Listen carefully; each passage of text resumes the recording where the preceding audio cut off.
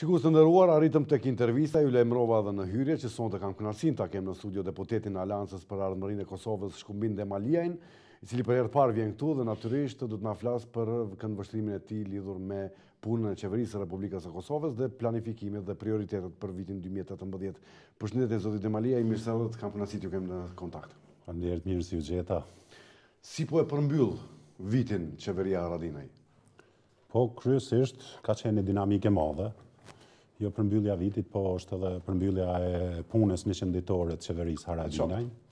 Neve si deputet Kuvendit Kosovës ke marrë sot raportin, jo vetëm neve, po këtë raport kanë pas mundësin për me pa, jo vetëm deputetet edhe qeveria dhe pozite, opozit, po gjithë qytetarët e Republikës Kosovës, për shkak se ka një transparencë madhe brenda tina, edhe ka qenë nga dishmëria vetë kryeministrit Haradinaj që vetë t'ja dorëzoi gjitha institucioneve të Republikës së Kosovës punën e 100 ditëshit tina.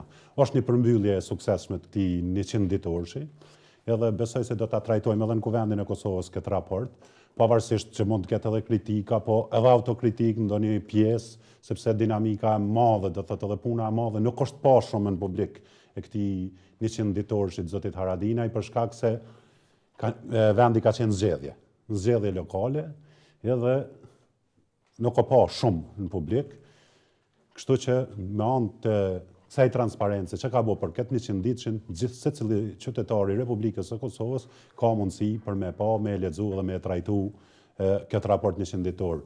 E ka përshkruar një frymë pozitive, një dinamike të madhe, do thotë të i fillu me shumë të arritura, do të thotë se në start po e përmendi për kryeqytetin e Prishtinës që 17 vite është diskutuar shumë, është ligji për Prishtinën, ligji për kryeqytetin, sepse të gjitha vendet e botës shtetë që i thonë vetes kanë një ligj për kryeqytetin e tyre, neve nuk e kem pas, ky ka qenë mos një gatishmëri e qeverive të kaluara për me përmbyll, nuk e di ku e kanë pas atë interes, edhe pse ato qeveri vetë kanë drejtuar Prishtinën.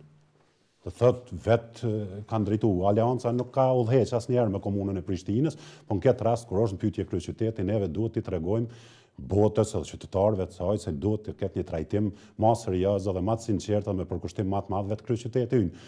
Kemi një marrëveshje të madhe që është, do thotë, grandioze në këtë rast që u bë me një kompani të Shteteve të Bashkuara të Amerikës, që është vlera e saj 1.3 miliard euro, që do të ndërtohet termocentrali i ri në pjesën e Obiliqit, gjë që historikisht është përmend paskush nuk ka mujt për më ardhur deri te ky përfundim prej 20 takimeve të qeverisë të zotit Haradinaj janë 223 vendime vetëm për Kosovën edhe për qytetarët e saj që kanë rritur. Kanë qenë vendimet më të vështira. Po ka pasë starti, ka qenë vendimi i një kauze që po quhet kështu, do të thotë shkarkimi i një komisioni që i kanë nxjerr shumë të lashë Kosovës për demarkacionin, ka pasë akreditimi, po ka shumë vendime tjera që sot shumë kategoritë qytetarëve që në periudha ndryshme kohore nuk janë trajtuar nga shteti, sot trajtohen tu e përmbyll, them për luftën, për femrat e dhunuara në luftë, kjo kategori është mbyll përfundimisht, edhe shteti do të ketë kujdes ndaj tyne, edhe shumë vendime tjera që janë për tyne, do të thotë për 223 vendime, edhe përpas atyne që është dashur edhe mi trajtu temat adekuate që qeveria e kaluar nuk ka mujt me i trajtu dhe ka met peng i këtij pozicionit kohës kur kryeministri Haradinaj vjen në qeveri që dashur me i trajtu.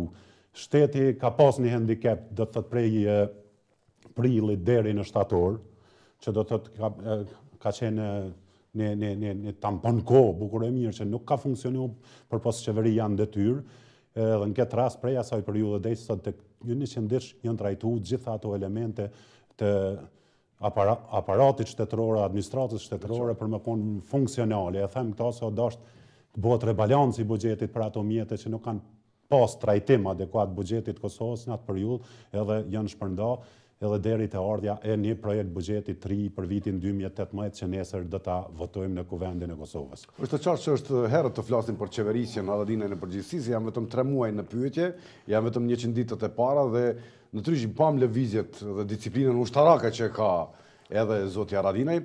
Megjithatë mes rreshtave përmendet edhe çështjen e demarkacionit. Më thoni, a qëndroni akoma në parimet e njëjta si Aleancë? Do të thotë qeveria e Kosovës me nxjerrjen e një komisioni të ri për këtë çështje që ka pris zoti Bulliqi në këtë rast, profesori, ja ka drejtu punën të gjeturat atij komisioni, do thotë ja ka drejtu qeveria, kuvendit të raportin me të gjeturat për demarkacionin. Qëndrimet e aleancës janë... Po nuk u prit mirë. Pritet apo nuk pritet, obligimet qeveria duhet me i trajtu. Kem pas rastin që opozita edhe për këtë raport legjitimitatorit jep vërejtjet e saj, është e kuptueshme.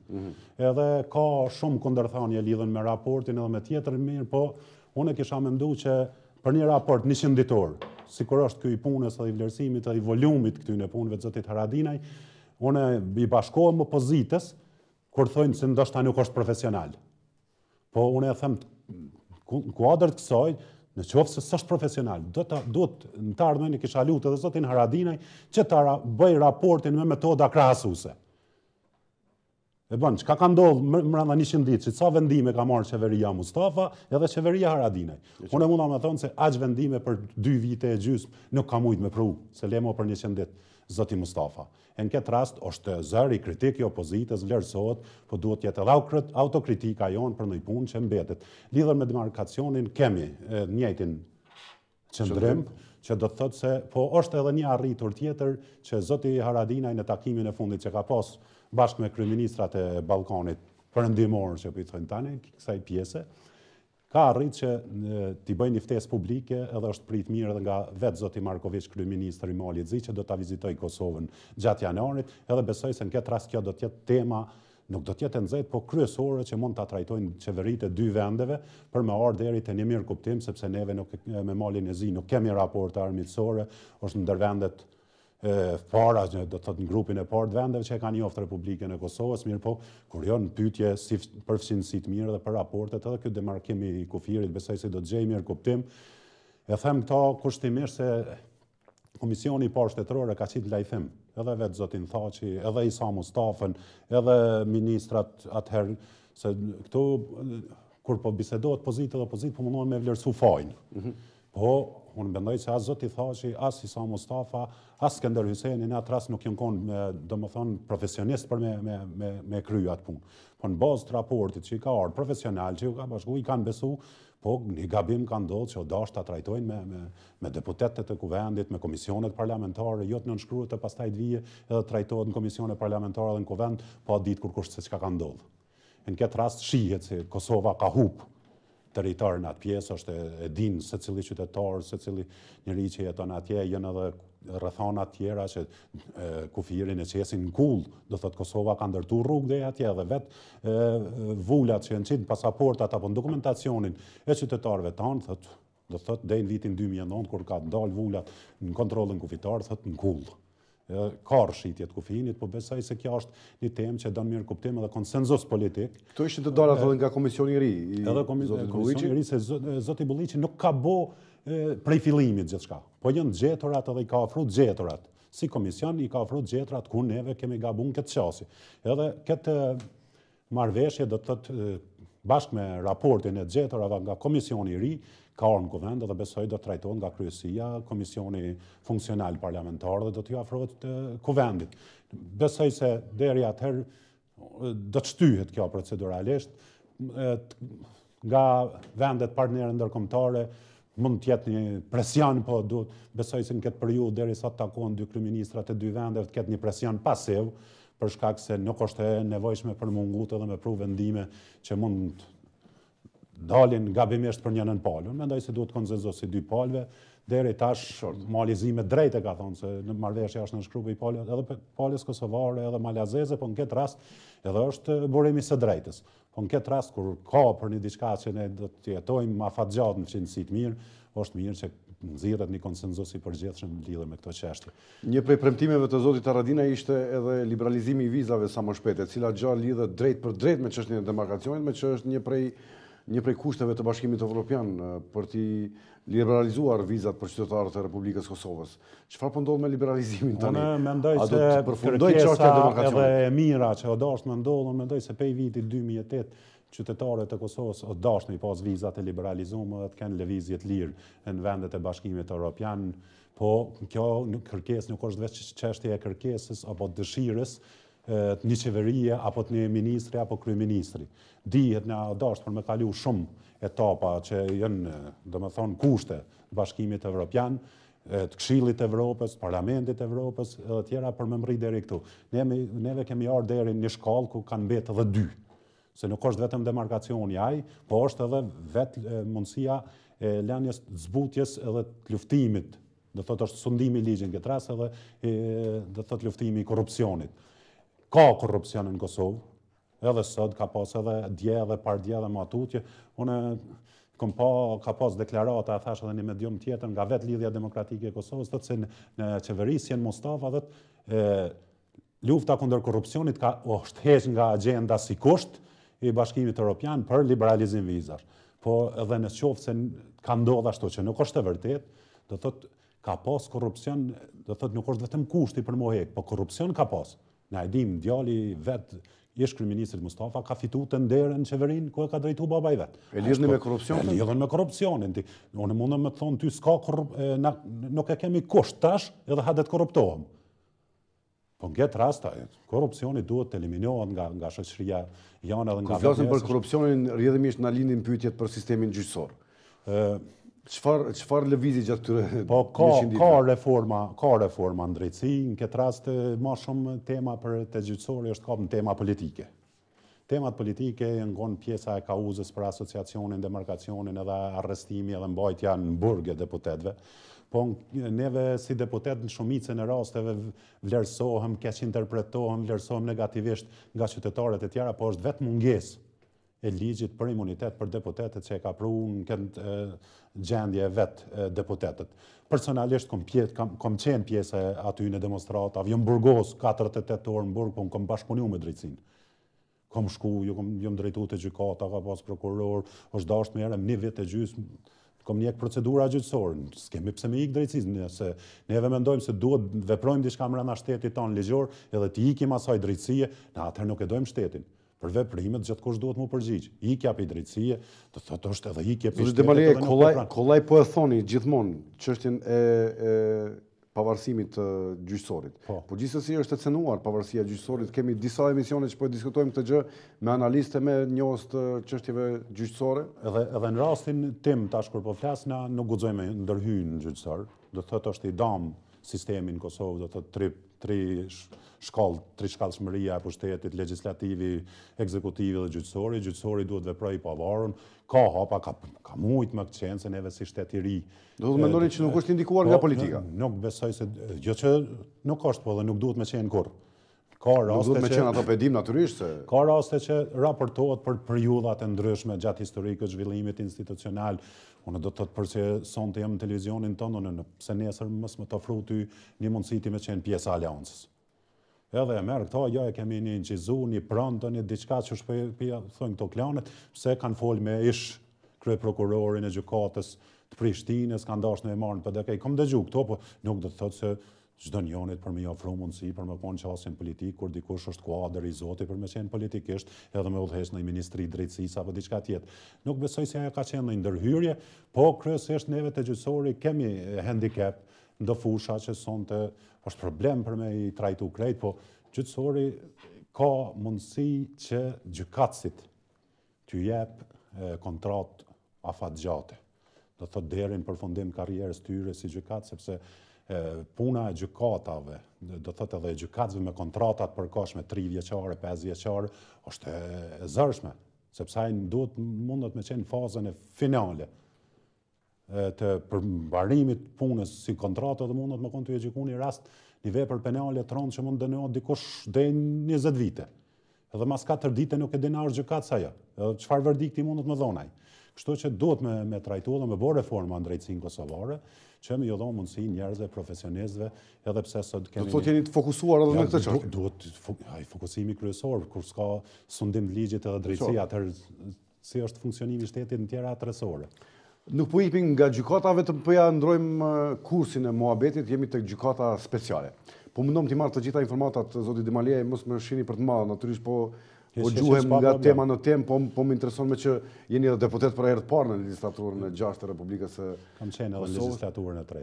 Ke qenë edhe, po është tani në të 5-ën, në të 6-ën, falni. Më intereson të di, a do të ndikojnë në skenën politike akt akuzat e gjykatës speciale? Përderisa nuk kemi informacion lidhur me zhvillimit që ka ndodhur me tutje, është e vërtetë se Kuvendi i Kosovës ka miratuar një ligj për gjykatën speciale që ka qenë jo pej vendimeve të mira të marrëna. Këto është treguar i mosgatishmëri, po është mundu vetë legislativja asaj kohe bashkë me ekzekutivin janë mundu që të pasqyrojnë ndoshta para opinionit publik edhe ndërkombëtar se neve nuk i fregohemi pas tërtisë luftës sonë. Po në këtë rast, forma e trajtimit edhe forma e nxjerrjeve mekanizmave tjerë, dhomave specializume tjetër për mu trajtu njerëzit që mund të jenë pjesë e gjykatës speciale apo për të arrestimeve që mund ndodhin, mu trajtu në vende ndryshme, edhe pa dhënë adresa ato është e rrezikshme. Edhe ka ndodhur që këto një trajtshëm po gjykohen vetëm ushtarët e UÇK-s. Po thuhet se na nuk kemi ka gjykojmë UÇK-n po individët. Është e vërtetë se individët e kanë përbërë edhe UÇK-n. Po në këtë rast e shoh se ka qenë një nguti e Kuvendit në atë kohë sepse nuk ka treguar një gatishmëri që këto raste ti trajtojmë vetë në Kosovë. Me gjykata tona le të vinë edhe gjykatës ndërkombëtare. Kemi pasur mundësi apo? Ka pas mundësi, pse s'ka pas mundësi, trajton edhe pse shumë raste prej tyre prej vitit 2000 deri në këtë kohë janë trajtuar prej gjykatës të EAAK-sit, prej gjykatës të UNMIK-ut, prej gjitha gjykata ndërkombëtare që kanë qenë në Kosovë janë trajtuar këtu. Pse mos trajtohet edhe ajo pjesë këtu? Po të jepi mundësi ndoshta për me bo, unë mendoj se është një eksperiment në këtë rast që Bashkia Evropiane në këtë rast pe bën ndaj një shoqërisë Kosova me këto? Nuk është çështje njëllosë, se paraqitja para drejtësisë. Unë mendoj se po këtu le të trajtohet. Gjithçka le të trajtohet këtu. Drejtësisë nuk bën me ikë kurrë. Drejtësisë nuk bën të ikët kurrë, në këtë rast po kanë mujt me e trajtu këtu. Do thotë në Kosovë, jo për me dalë edhe për me regjistru, sepse janë bon shpenzimet mëdha për vetë njerëzit që mund të jenë pjesë do thotë e një arrestimi apo diçka ngjashme që mund ndodh në të ardhmen. A mund të ketë ndikim politik në këtë gjykatë? Nuk mendoj që mund të ketë ndikim, sepse vetë BE-ja dhe ligjet që neve i trajtojmë nuk vepron politikisht. Gjitha ligjet janë politike, sepse politika i bjen. Po në rast kur është e drejtësia, drejtësia e jep fjalën e vet, ne kemi pasur rastin e vet kryeministrit Haradinaj që ka shku 2 herë vullnetarisht në Hagë, edhe atë verdikt finale ka dhënë për pavajsinë e tij gjykata e Hagës. Do thotë nuk preket më. Po besoj kush zoti Haradinaj. Besoj neve patëm rastin vitin e kaluam që zoti Haradinaj u nal për shkak të një kërkese që ka u largua nga listat e Interpolit? Po, është largu. Si u nal në Francë. Po. Edhe në atë rast vetë. Ishte të mërshme. Po ishte të mërshme, dinë qytetarët e kanë vlerësua çështja edhe si këtu si diaspora kanë bërë punën e vet që duhet t'ju jemi mirënjohës për shkak se ka ndodhur një padrejtësi. Edhe në atë rast ka qenë një përfaqësues, një zëdhënës e gjykatës speciale, siç më thuhet anë, se ka thonë se Haradinaj e ka kryer në Hagë 2 herë dhe nuk kemi në provë që mund të fillojë me zbatimin e kësaj. Zoti Demaliaj, sa është më rëndësishëm shndrimi i FSK-s në ushtri? Në forcat armatose? Unë personalisht dhe subjekti im, po dhe vetë kryeministri mendon se neve ushtrinë e kemi. FSK-ja është ushtria e Kosovës, po duhet t'ja ndrojmë emrin kushtetues. Edhe në këtë rast, gatishmëria e vetë SBA-ve dhe partnerëve ndërkombëtar është që kjo mos ndodh me një ligj, po ndodh në aspektin si kur është në propozim pakon e ahtisarit që të ndryshojmë me kushtetutën. Kemi handicap pak edhe kanë qenë më herët se tash kanë fillu me lëviz pozitivisht edhe komunitetet që janë, do të thotë lista serbe. Edhe lista serbe. Emërtimi është ashtu, po janë komunitete, janë qytetarë të Republikës Kosovës, edhe kanë pasë armja atyre është në Kosovë dhe besoj se kur vjen ajo kohë, shumë shpejt besoj që do të ndodhë, do të miratohet edhe në Kuvend. Mendoni që Beogradi nuk mund të ndikojë në këtë çështje? Na me vetë Beogradi na duhet me lëshu Kosovën krejt. Po e dim që dora zgjatur e Beogradit në Kosovë është lista serbe. Po unë e konsideroj ata janë qytetarë, sikurse neve si e kemi qeverinë shqiptare, që qeveria Thaçi, Mustafa, Haradinaj, gjitha qeveritë shkojnë marrin takimet qeverive të përbashkëta si në Tiranë, tash ishin në Korçë, të ardhmen në Prizren kanë marrë, do thotë neve jemi të lidhur në mënyrë virtuale në këtë rast do të thotë të arsyetoni lidhjen edhe të komunitetit serb me Beogradin. Po, është një qytetar serb ta. Edhe neve gjithë jemi ata që kemi jetu dikur me një shteti federativ. Po në këtë rast edhe ata qytetarë kanë drejt se ligjet edhe e shtetit tyre mund t'i trajtojnë edhe si qytetar do të thotë me nënshtetësi edhe të Serbisë, sikur se kemi drejt ne më shku më bë kërkesë për me pas një nënshtetësi shqiptare të Republikës Shqipërisë. A mund të ndikoj Serbia në procese të tjera? Po mund, Serbia na ka nxjerrë shumë pengesa, për shkak se pako ja aktisorit edhe te neve është miratu si propozim pako. Do thotë edhe vetë Këshilli i Sigurimit i Organizatës Kombëve Bashkuara, kur e ka vendosë që matja atisore me drejtu ato bashkë me tjerë përfaqësues të Këshillit të Sigurimit që kanë qenë Rusia, Amerika dhe vende tjera në atë kohë që bisedimet janë marrë në Vjenë, në fund vetë Këshilli i Sigurimit e ka aprovu që ato bisedimet marrën edhe të vihet te finalizimi i asaj pako, po në fund as vetë Këshilli i Sigurimit nuk e ka miratu. Edhe ka met propozim pako, po neve në bazë të atij propozim pakete që është ofruar në Kuvendin e Kosovës, kemi shpallë edhe verdiktin, do thotë edhe pavarësinë e Kosovës, që do thotë gjitha nuk mund të jenë edhe burime, për shkak se vetë OKB-ja nuk e ka miratu, e kalon propozim. Po në bazë atij propozimi, për mos me pas pengesa edhe zhvillime tjera më tragjike, dramatike, me kujdesin e Bashkisë Ndërkombëtare, kemi ardhur deri këtu që këto tema trajtohen veçanërisht për Republikën e Kosovës. Kemi edhe ushtrinë, të ardhmen do të jetë edhe ushtria, edhe shpejt edhe liberalizimi, se kemi met vetëm të qytetarë në këtë pjesë që na mohohet liria e lëvizjes. Po kemi edhe disa padrejtësi që na ka bërë, po e themi natyrisht tu edhe haptas nga Bashkimi Evropian, si është tjetë po këthemi pak të siguria. Sa është i sigurt një qytetar në Kosovë? Po, kryesisht, unë mund të them se qytetarët e Kosovës kanë qenë të okupuar atë në kujdes për sigurinë e vetë. Po në këtë rast neve ne kemi një legjislacion që i mbështet, po kemi mekanizma të tjerë sigurisë, që është policia e Kosovës në këtë rast me gjitha segmentet e saj që ofron siguri 24 orë. Po ka dhe raste, sikur ndodhin në gjitha vendet e botës, që ka delikuencë, ka krime, ka vepra penale që duhet trajtohen në këtë rast. Po edhe qytetarët duhet bashkëpunojnë më shumë si komunitet, edhe me policinë, edhe të lajmërojnë këto raste. Siguria, mendoj se siguria në kuptimin si territor shtetëror, neve kemi edhe një garancë më të madhe këtu që përfaqësues këtë rast me vendim të OKB-s, neve kemi për mbrojtjen e kufive, është NATO këtu. Edhe për çdo ditë operon me mekanizmat tonë sigurisë, kryen trajnime fushore ndryshme edhe me FSK-n. Për sigurinë, do të thotë ka një trajtim tjetër më të madh. A ka shpresë për qytetarët e Kosovës? Po qytetarët e Kosovës çdo ditë më shumë kanë shpresë. Po zhgënjimi mendoj se është shumë i gatuzuar në këtë rast. Ka qytetarë që një pjesë e madhe e qytetarëve tanë që kanë jetuar edhe në diasporë më herët e janë kthy këtu, janë mësuar me një jetë pak me një dinamik tjetër, me të ardhura më të mëdha. Ajo është e kuptueshme, po pjesa tjetër që asnjëherë s'kan dalë, sot s'po japet mundësia me dalë prej këtu, me një liberalizim nuk kanë me fituar një drejt plot, kanë më shku me bosh shpenzim. Nëse neve fitojmë statusin e vendit kandidat për BE, edhe jemi qytetarë në të ardhmen, jemi vend, sikur gjitha vendet e BE-s, atëherë jemi qytetarë Bashkimit Evropian dhe kemë drejtat barabarta, sikur neve, sikur qytetarët e Berlinit, si ata të Brukselit e kështu. Po se me liberalizimin e vizave që bëhet si presion, na nuk kemi fituar një diçka më të madhe. E dim ato, natyrisht, liberalizimi i vizave nuk kupton. Është çështje e lëvizjes edhe vetëm lëvizjes lirë dhe gjithsesi.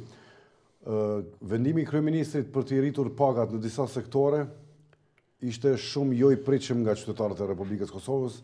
Disa reaguan shumë ashpër që në këtë vend më s'ka nevojë të pritet jeta ose nuk kishin shpresë thjesht. Kishte edhe nga shoqëria civile zoti Demaliaj që reaguan ashpër për rritjen e rrogave që i ceku dje kryeministri Ramosh Haradinaj. Si e komentoni ju këtë gjë? Unë mendoj se ligji për buxheti parashë këto dhe jo vetëm për pagat në qeveri, po për gjithë administratën. Po është në rregull kryeministri ta ketë 3.000 euro ndërkaq rroga mesatare në Kosovë ketë 150. Unë mendoj se edhe ti këtu në televizion nuk ja përcakton pagën vetit. E përcaktoj. Është në pyetje ti mundesh me bë kontratë paraprakisht, po nuk përcakton as kryeministri pagën vetit apo dikush tjetër, ajo është miratuar në qeverinë e Kosovës. Do të thotë është në kuadër të buxhetit Republikës edhe në këtë rast nëse shihet se është ndryshme. Tani për festat votuvitit si babadima. Do të thotë gjithçka që mund përkufizohet për me, do të thotë neve duhet pasqyrojmë diçka, duhet të shkojmë me trendin drejt zhvillimeve të tjera. Ajo përqindje që është rrit në krejt sektorin publik, edhe mendojmë se me një rebalans duhet të rriten ende nëse ata parametra makroekonomik paraqesin një stad zhvillimor. Ku po mbetet sektori privat? Po sektori privat në kuadër gjithsaj është i përfituar për gjitha këtyre do thotë sa më i fortë është edhe sektori shtetëror, përfiton edhe sektori privat, këtë rast duhet jenë shumë më. Po më rritet rroga. Ty nuk rritet rroga, po unë mendoj se të hyra... Tatimin e paguaj për rrogat e sektorit publik? Rrogat e juaja mund të rriten edhe gjatë një kërkese për ulje dhe tatime, mirë po sot edhe mediat kanë një konkurrencë shumë madhe të përfshi, edhe pse në mënyrë selektive, gjithë nuk ka mënyrë selektive, sepse duhet përkrahen mediumet që japin rezultate, po besoj në këtë rast ka mediumet që kanë përfitu ma shumë se juve. Tani po mundoni ta shfrytëzoni rastin ta shfaqni me diplomaci këtë parashikuesit. Unë nuk jam duke folë për diplomaci, po unë mendoj se kuvendi e ka fjalën e fundit, ka ndodhur rritje rroga vazhdimisht. Neve e dim sa janë rrit rrogat, përpos në qeverisjen Mustafa s'ka pas rritje rrogave as te një cent. Të thotë në qeverisjen më marrësh me thashë 2-3 herë janë rrit rrogat, edhe besoj peja asaj deri tash është një stad tjetër edhe qytetarët e këtij vendi nuk duhet me prit pse po rritet rroga në vend apo në vend. Gjithë janë ka ju rriten rrogat, edhe besoj se neve duhet jemi bashkë me vendet edhe bëhen dhe krahasime edhe me vendet e rajonit sa i kanë rrogat kryeministrat e ministrat e tjera, dhe nuk mund të jesim se Kosova nuk është pa zhvilluar në këtë kohë. Neve na kanë mbetë edhe finalizimi që ty në autostradave që e lidhin Kosovën me pjesën me malin e zi, edhe rrafshin e Dugazhinit me Shqipërinë. Po ma kemi shumë papunësi zotit. Papunësia nuk është në stadin për shkak se në sektorin privat kur e the. Të vetë punësuarit nuk deklarojnë të hyra. Do të thotë edhe puna në sektorin e bujqësisë, do të thotë subvencionohen gjithë edhe nuk deklarojnë të hyra. Kanë të hyra edhe subvencione e tjera, po në këtë rast një qytetar i Republikës Kosovës që sot ose dje ka shku në një shtet bashkimit evropian edhe është punësu, dikon është të i punu në bujqësi. Në Kosovë nuk e kryjnë atë punë. Këtë rast na duhet të trajtojmë ma shumë vetveten dhe të punojmë dhe të kuptojmë se kjo është vendi janë, këtu duhet të fitojmë, këtu duhet të punojmë edhe të qasemi probleme me seriozitet. Kemi fitu një kulturë pune, investime do të thotë në Kosovë nuk ka pas ashtë mëdhaja pe korporata ndryshme edhe tjera për shkak se neve nuk kemi mujtë për mi ofru kushte. O folë vazhdimisht se do të hapen fabrika, pse s'po hapen fabrika tjera, por është ka qenë e hershme, neve s'ke mujtë për mi siguru rrymë. 24 orë një kompanije që mundot me investu. Tash po vinë ditë më të mira, Kosova po zhvillohet, kemi dalë për një luftë të mërshme, gjithçka ka qenë shkatrume, jemi shtet për herë të parë, vetëm në të erës sonë 2008 vjetës kemi qenë shtet. Kemi qenë të okupuar vazhdimisht, për i përandorive ndryshme, po kemi mbjetu dhe sot nuk duhet të alarmohem edhe dalim me një mikrofon në për qytet edhe me pyet qytetar, cilin ta pyetësh, pa ata veç punë të veta i këshyrin. Ja rritin rrogat vetit, kjo është, do të thotë, ka instrument shteti për me funksionu dhe në këtë nivel, është Ministria Financave që ja fran ato pasqyra për ato rritje, po edhe ti për me punu duhet me pas kushte. Edhe për mu trajtu, dikush është menaxher, dikush është punëtor, dikush është shërbys se cilin punën e vetë. Kam një pyetje të fundit që lidhet me një parti, me partinë më të madhe, më të votuar natyrisht në Republikën e Kosovës, në zgjedhjet e 11 qershorit, apo ju konvenon përçarja në mes zyrtarëve të vetëvendosjes? Unë mendoj se krejt opozita është në krizë. Ma në krizë është LDK-ja, po vetëvendosja i kanë shpërfaq haptas. A i konvenon kjo opozitës? Po nuk është në mënyrë konvencionale, se neve nuk punojmë programin politik të aty në subjekte politike, kanë punë të veta, nëse njihen keq aty ku janë, mund t'i bashkojnë aleancës në këtë rast, ju kemi tregu se na jemi me përkushtimin më të madhin, po edhe ata në mënyrë selektive, jo të gjithë, se nuk i pranojmë ata që vazhdimisht, do të thotë kanë qenë edhe kundër çdo procesi. Se unë e parë sot edhe një reagim që ka bëu LDK-ja. Në opinion publik vetë hoti del edhe për do të thotë gjithë raportin e një qënditorit flet 30 sekonda. Kjo është manipulim, kjo është kur gjo. E quajti jo profesional? E quajti jo profesional, po unë e di temat e ti edhe profesionale, se kur të ka qef i bëjmë me metoda krasu, se qka është zhvillu për 100 ditë Ramush Haradinajt edhe për 2 vite e gjysmë në qeverisë Mustafa. Mira, është puna e opozitës. Po është puna e opozitës, na e kuptojmë në opozitën, po në mendoj se ata do të jenë ma bashkëpunus në këtë rast, se kemi edhe pak tema, jemi në përfundim një tranzicioni të egrë në Kosovë, edhe besoj se mas këtij tranzicioni neve do t'i marrim kom si shtet, jemi shtet i vogël. Po, me një fuqit madhe ekonomike që duhet mu eksploru kjo zonë kënej dhe qytetarët tonë të shohin se agimi edhe përëndimi duhet t'jenë vetëm këto. Zotit Demaliaj, faleminderit shumë, kisha kënaqësi t'ju kem sonte në Faleminderit Kontakt. shumë edhe për juve, me kënaqësi edhe hera tjera. Patjetër, do të takohemi së shpejti. Uroj për festat e fundvitit se s'dia do të jem rënda. Po, Qytetarëve të Krishtlindjet, po dhe vitin e ri të gjithë qytetarëve të Republikës Kosovës, edhe ju tregoj se nesër kalon buxheti për vitin 2018. Një premtim drejt për drejt, lajm ekskluziv. Mirë, vazhdojmë tutje programin të respektuar miq. Në studio kishim zotin Shkumbin Demaliaj, deputet i Aleancës për Ardhmërinë e Kosovës, natyrisht me gjuhën e tij shumë intelektuale, na dha dhe përgjigje për gjitha pyetjet që kishim bërë sonte gati për të. Ne vazhdojmë tutje programin me reklama, kthehemi në studio me mendimin e qytetarëve se a na duhet ushtria. Sipas zyrtarëve të Aleancës për Ardhmërinë e Kosovës, kështu është deklaruar në këtë studio edhe deputeti Daud Haradinaj, ka thënë që ne kemi ushtri. Po gjithsesi, ndjekim edhe mendimet e qytetarëve, me njëherë pas reklamave, pa u futur fare në studio, do të lidhemi me mendimin e qytetarëve, pastaj kthehemi me lajmet e sportit. Qëndroni me ne.